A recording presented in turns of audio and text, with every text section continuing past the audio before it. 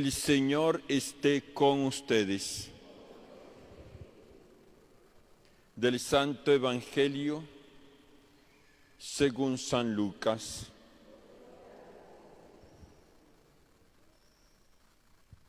En aquel tiempo dijo María: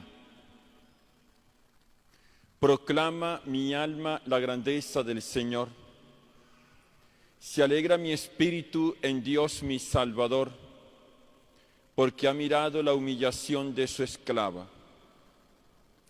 Desde ahora me felicitarán todas las generaciones, porque el Poderoso ha hecho obras grandes por mí. Su nombre es santo, y su misericordia llega a sus fieles de generación en generación. Él hace proezas con su brazo, dispersa a los soberbios de corazón, derriba del trono a los poderosos y enaltece a los humildes. A los hambrientos los colma de bienes y a los ricos los despide vacíos. Auxilia a Israel su siervo, acordándose de la misericordia, como lo había prometido a nuestros padres, en favor de Abraham y su descendencia por siempre. María se quedó con Isabel unos 3 meses y después volvió a su casa. Palabra del Señor.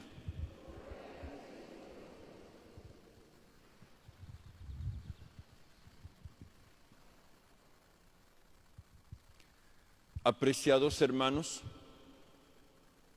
estamos realizando la meditación de la infancia del Señor Jesús. En estos días el Evangelio de Lucas nos ha presentado esos pasajes de la anunciación de Juan el Bautista a su padre Zacarías, del anuncio del ángel a la Santísima Virgen María. Escuchamos también la visita que hace María a su prima Santa Isabel, y en ese contexto hemos escuchado hoy el Magnificat, este canto que hace la Santísima Virgen María. Y mañana 23 escucharemos el nacimiento de Juan el Bautista. Y el día 24, el cántico de Zacarías, que conocemos como el Benedictus. Y el 25, recuerden, el 25 nace el Señor Jesús. E insisto mucho porque ha crecido la mentalidad y muy fuerte de que la Navidad inicia el 24. Hay incluso canciones que no son para el 25, sino para el 24, resaltando la importancia del 24. Sí, el 24 es muy importante, pero el Señor Jesús nace el 25. Y por eso la misma liturgia de la Iglesia nos presenta que la primera Eucaristía de Navidad es el 25 a las 12, a las 00 o a las 12 a.m. Estamos haciendo entonces este camino con la palabra en torno a la infancia del Señor Jesús, el nacimiento y la infancia del Señor Jesús. Y detengámonos en este cántico de la Santísima Virgen, que sorprende. La Virgen María está cantando con muchísima alegría.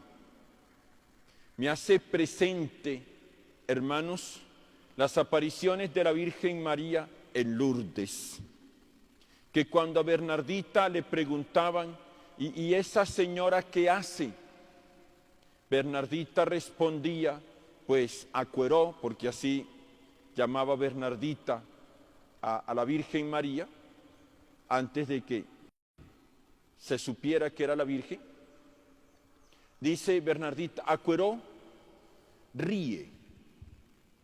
Y ríe a carcajadas. Y algunos decían, esa que se está apareciendo en la cueva no es la Virgen María. Porque la Virgen María es muy seria y no sonríe, y mucho menos se va a reír a carcajadas. Es muy interesante esa parte. Cómo el Evangelio nos presenta a la Virgen María sonriente, cantando, está feliz. Y quizás también en nuestra piedad mariana ha entrado esa idea de una Virgen triste, aburrida, allí, melancólica todo el tiempo, que inclusive se expresa en muchas de las imágenes marianas que tenemos en nuestras casas. Muchas de las imágenes que están en nuestras casas de la Virgen María, lo que se merecen es el bote de la basura, porque son imágenes muy feas, muy tristes, muy melancólicas, contrarias realmente a esa alegría, a la serenidad propia de nuestra Madre. Bueno, lo cierto es que tenemos a la Virgen María que está cantando, y el canto de la Virgen María expresa gratitud, expresa gratitud. Y una gratitud que la Virgen María se ha ganado en un detalle, hermanos, que no puede pasar desapercibido, y es que la Virgen María, ella a sí misma se ha humillado, a sí misma.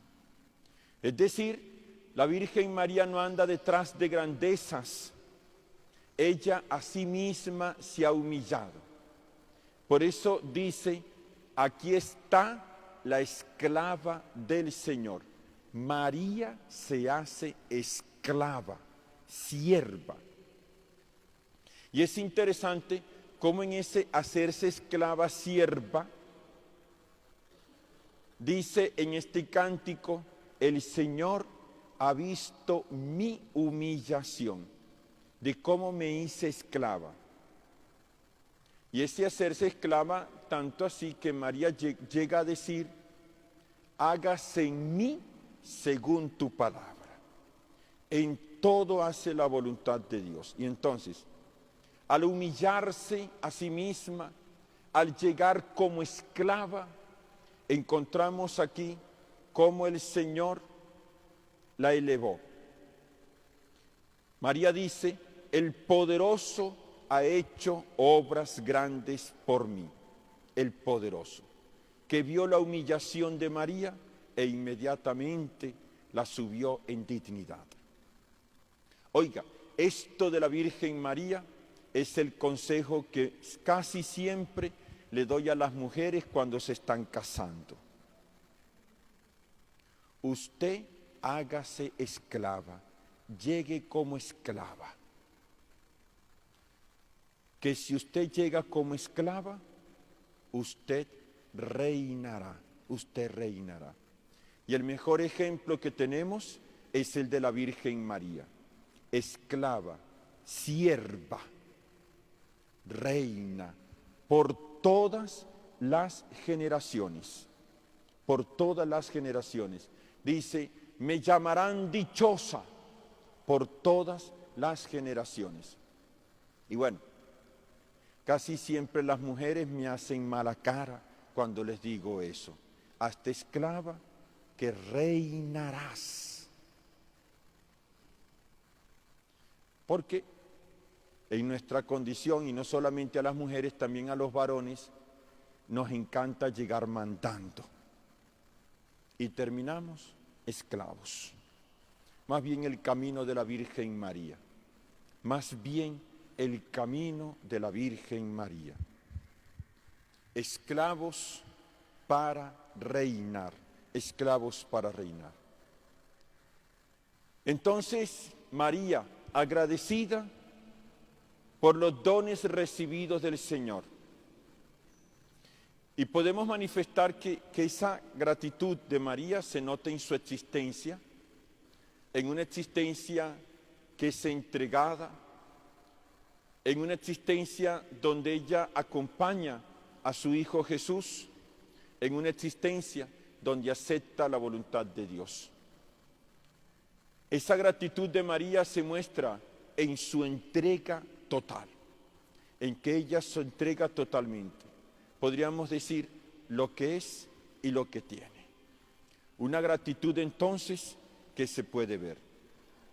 Es el ejemplo que también encontramos en la primera lectura, que es el caso de Ana.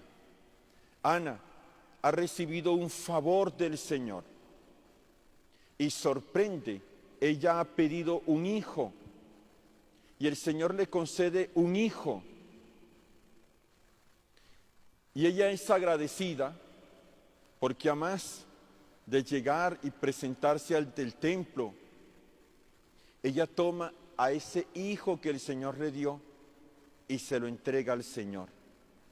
Y le dice: Señor, te lo dejo aquí en el templo, te lo presento, tómalo para ti, Señor.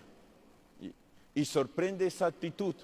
Pidió un hijo, el Señor le dio un hijo y ella lo que hace es entregárselo al Señor. Pero bien, esa gratitud también viene recompensada.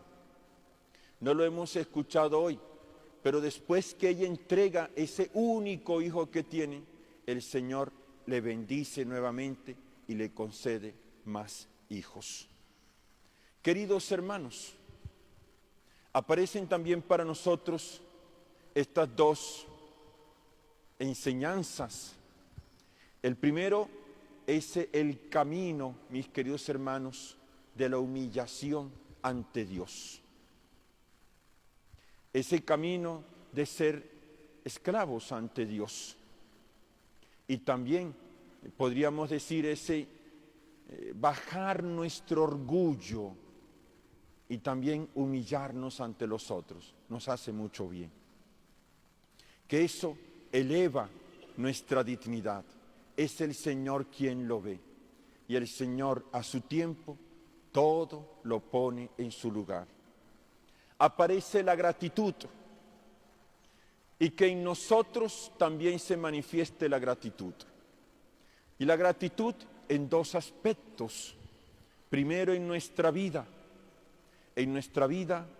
que va creciendo en santidad, que va creciendo en la virtud, en nuestra vida, mis queridos hermanos, que en todo hacemos la voluntad de Dios, que se muestre en nuestra vida ese ser agradecidos con el Señor, ese ser muy devotos de la Virgen María, se muestre en nuestra vida santa, que luchamos contra el pecado, que abandonamos el pecado, que cada día buscamos hacer la voluntad de Dios.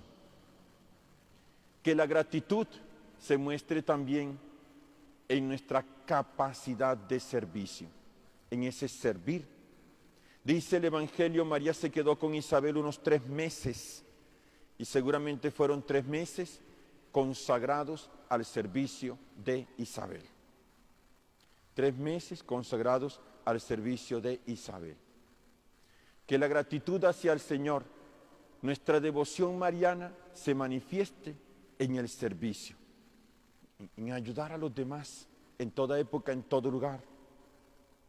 Escuché a un sacerdote en Bogotá que decía: la devoción a la Virgen María se manifiesta en la vida y también en el bolsillo, en ese ser generosos con nuestros bienes, en ese estar dispuestos a ayudar a los demás. Y decía: verdaderos devotos de la Virgen María, en la vida y en el bolsillo, siendo generosos. La gratitud se manifiesta entonces en todo eso, en vivir alegres, en nuestra vida, en nuestra generosidad, en nuestro servicio. Que María, nuestra Madre y Señora, interceda por todos.